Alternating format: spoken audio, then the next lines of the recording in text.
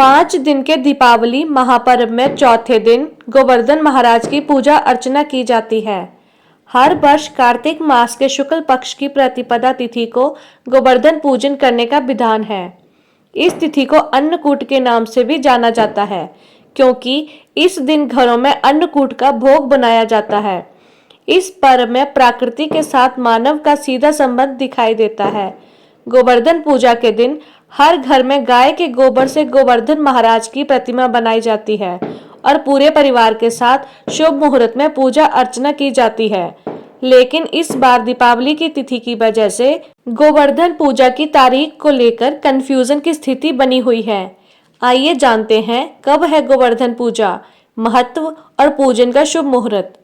गोवर्धन पूजा के लिए 2 नवंबर को 3 मुहूर्त होंगे, जिनमें पहला मुहूर्त सुबह 6:34 से लेकर 8:40 तक रहेगा।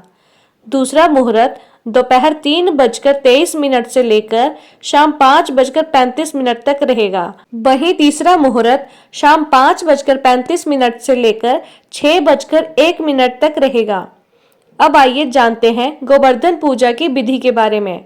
गोवर्धन पूजा वाले दिन ब्रह्म मुहूर्त में उठकर स्नान व ध्यान करके भगवान कृष्ण की पूजा अर्चना करें।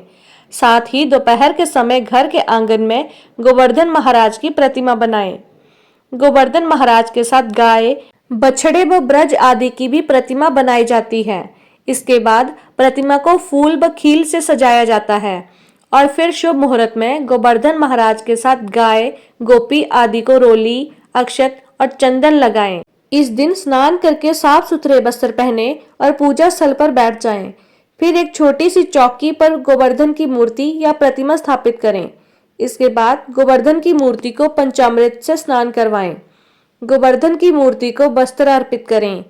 फिर गोवर्धन की मूर्ति को फूलों से सजाएं और सामने धूप दीप जलाएं। इसके बाद मूर्ति के सामने भोग लगाकर आरती उतारें।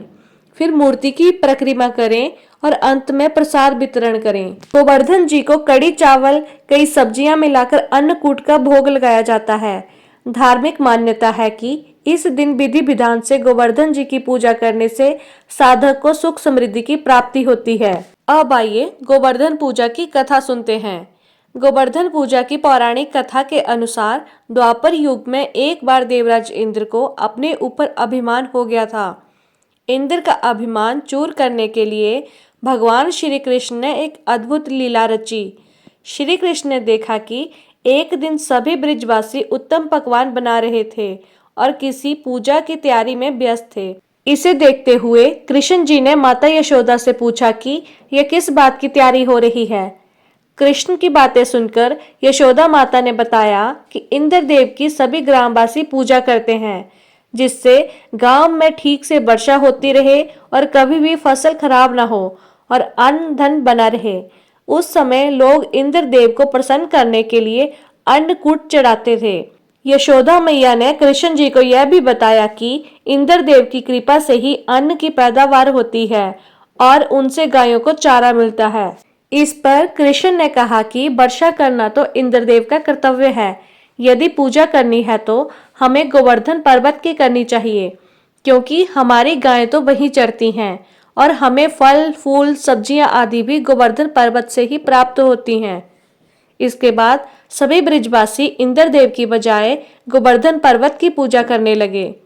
इस बात को देवराज इंद्र ने अपना अपमान समझा और क्रोध में आकर प्रलयदायक मूसलाधार बारिश शुरू कर दी, जिससे चारों ओर त्राही त्राही होने लगी।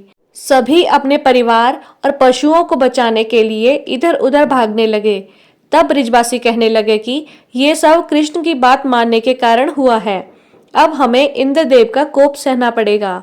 इसके बाद भगवान कृष्ण ने इंद्रदेव का अहंकार दूर करने और सभी ब्रिजवासियों की रक्षा करने के लिए गोवर्धन पर्वत को अपनी उंगली पर उठा लिया। तब सभी ब्रिजवासियों ने गोवर्धन पर्वत के नीचे शरण ली। इसके बाद इंद्रदेव को अपनी भूल का एहसास हुआ और उन्होंने श्री कृष्ण से क्षमा याचना की।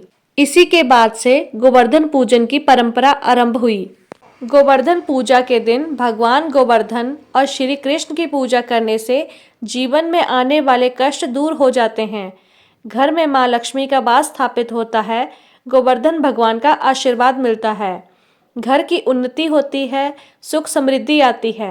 घर में सकारात्मकता का संचार होने लगता है। आर्थिक स्थिति मजबूत होती है।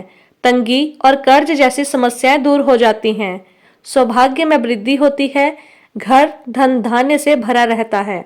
अगर आपको हमारी ये जानकारी पसंद आई हो तो हमारी वीडियो को लाइक करना ना भूलें।